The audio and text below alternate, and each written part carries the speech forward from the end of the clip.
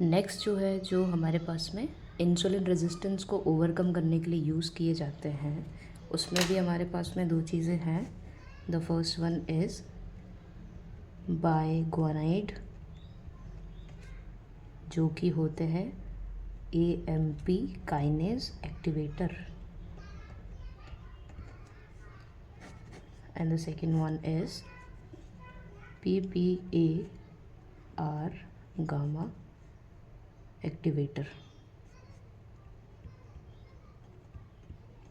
इनका एक और नाम होता है थायएज़ोलिडिनेडायोन। ठीक है, ये हमारे पास में दो चीज़ें हैं जो कि इंसुलिन रेजिस्टेंस को कम करने में यूज़फुल है।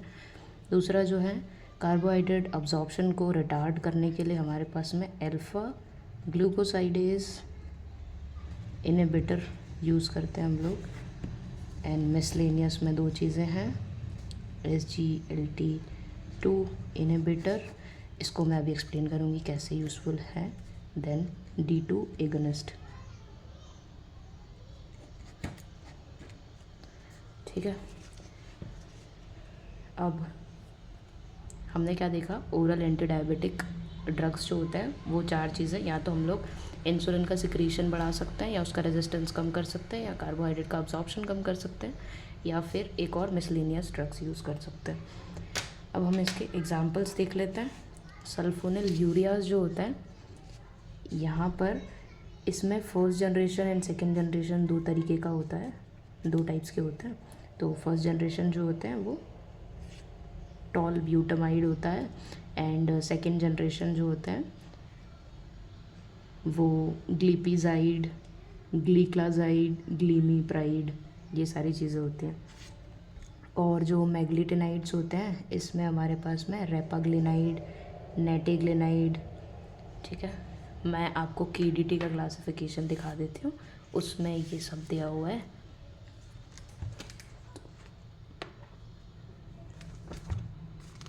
ये देखेंगे आप तो यहाँ पर ये enhance insulin secretion, overcome insulin resistance, retard carbohydrate absorption and miscellaneous drugs.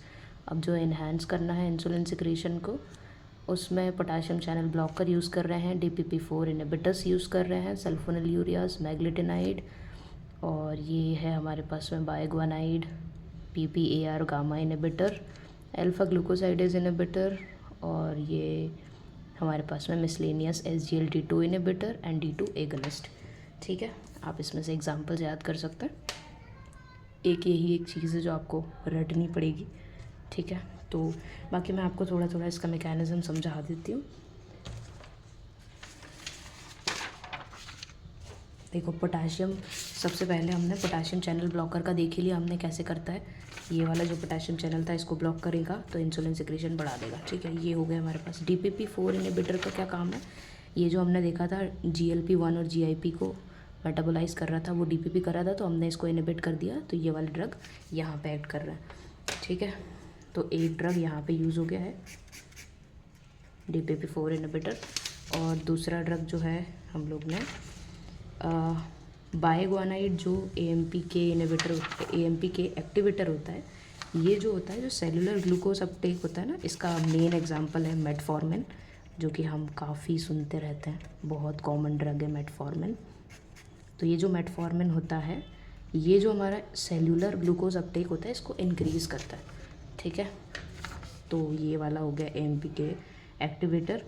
और साथ में फिर हमारे पास में जो ये PPAR गामा है, इसका फुल फॉर्म होता है पैरोक्सिसोम प्रोलिफरेटर एक्टिवेटेड रिसेप्टर गामा। जिसको ये एक्टिवेट करता है वो ये जो रिसेप्टर होता है, ये मेनली हमारे फैट सेल्स में होता है और मसल्स में भी होता है।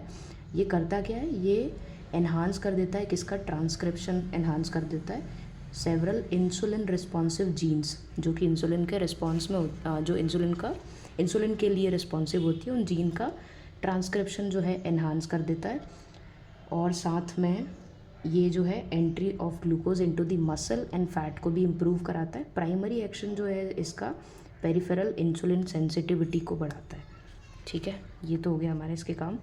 और फिर ये कार्बोहाइड्रेट अब्जॉर्प्शन हमने देखा था, यहाँ अल्फ़ा ग्लूकोसाइडेज जो है ये कन्वर्ट कर रहा है सिंपलर वन में, तभी ये अब्जॉर्ब हो पा रहे हैं। अगर हम इसको इनिबिट कर दें तो अल्फ़ा ग्लूकोसाइडेज इनिबिटर अगर हम लोग देंगे, जिसका मेन एग्जांपल है ए कार्बोज, वैग्लीबोज, ये वाले एग्जांपल्स होते हैं अल्फ़ा ग्लूकोसाइडेज इनिबिटर के, ये हम दे सकते हैं। फिर हम लोग इंसुलिन सिक्रीटागॉग भी दे सकते हैं, जो कि इंसुलिन सिक्रीटागॉग जो कि क्या करेंगी, इंसुलिन के लेवल को बढ़ाएंगी, ठीक है। फिर और हम लोग, ये हो गया हमारा अल्फ़ा ग्लूकोसाइडेज। SGLT2 का जो मैकेनिज़्म है वो मैं आपको बताती हूँ। जो हमारा नेफ्रॉन्स होते हैं, जो हमारे पास में नेफ्रॉन्स होती हैं, नेफ्रॉन्स के बाद में, सॉरी थोड़ा डायग्राम ऐसे बन गया, यहाँ पर जो PCT होता है, PCT के अंदर हमारे पास में SGLT2 प्रेजेंट होता है, जहाँ से हमारा जो है ग्लूकोज रीअब्जॉर्ब हो रहा होता है। तो ग्लूकोज अगर रीअब्जॉर्ब होगा तो कहाँ जाएगा, ब्लड में जाएगा। तो क्या करेगा, ब्लड शुगर लेवल को बढ़ाएगा। तो अगर हम इस SGLT2 को इनिबिट कर दें तो ब्लड शुगर लेवल क्या होगा, राइज नहीं होगा, तो डायबिटीज़ के मैनिफेस्टेशंस नहीं होंगे। तो इस तरीके से हम लोग SGLT2 इनिबिटर यूज़ करते हैं। D2 एगोनिस्ट का हमारे पास में कोई एक्सप्लेनेबल मैकेनिज़्म नहीं है, तो इसको बस हम ऐसे ही लर्न कर सकते हैं। तो ये हो गए हमारे ओरल एंटी डायबिटिक ड्रग्स जो कि हमने देखा। एक बार हम शुरू से रिवाइज करा देते हैं आपको।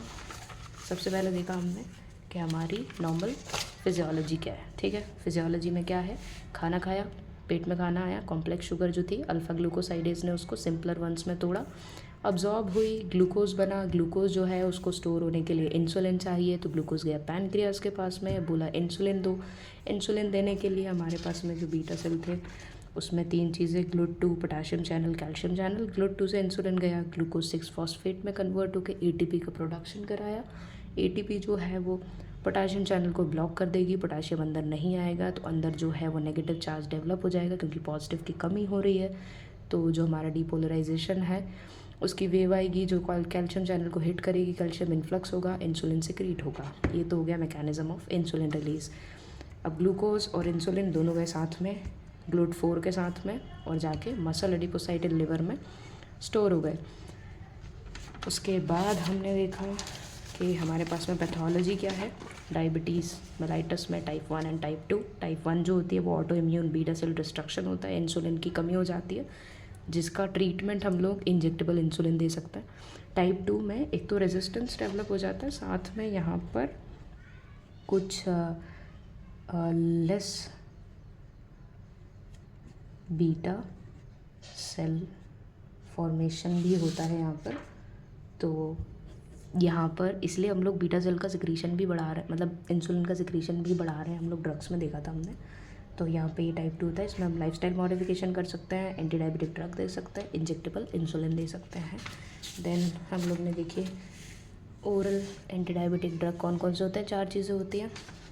एक तो इसके लेवल पे इंसुलिन बढ़ा दिया, रेजिस्टेंस कम कर दिया, कार्बोहाइड्रेट का अब्जॉर्प्शन नहीं कराया, और मिसलेनियस ड्रग्स जैसे कि SGLT2 इनिबिटर्स एंड हमारा D2 एगनिस्ट, ठीक है। तो पोटाशियम चैनल ब्लॉकर हमने बताई दिया आपको, DPP4 इनिबिटर हमने बताई दिया आपको, GLP-1 एंड GIP जो है उसको मेटाबोलाइज नहीं होने देंगे अगर हम, तो वो इंसुलिन के सिक्रीशन को बढ़ाएगी। बाइगुआनाइड ये बहुत इम्पॉर्टेंट है क्योंकि मेटफॉर्मिन जो है बहुत कॉमनली यूज्ड होती है, ठीक है।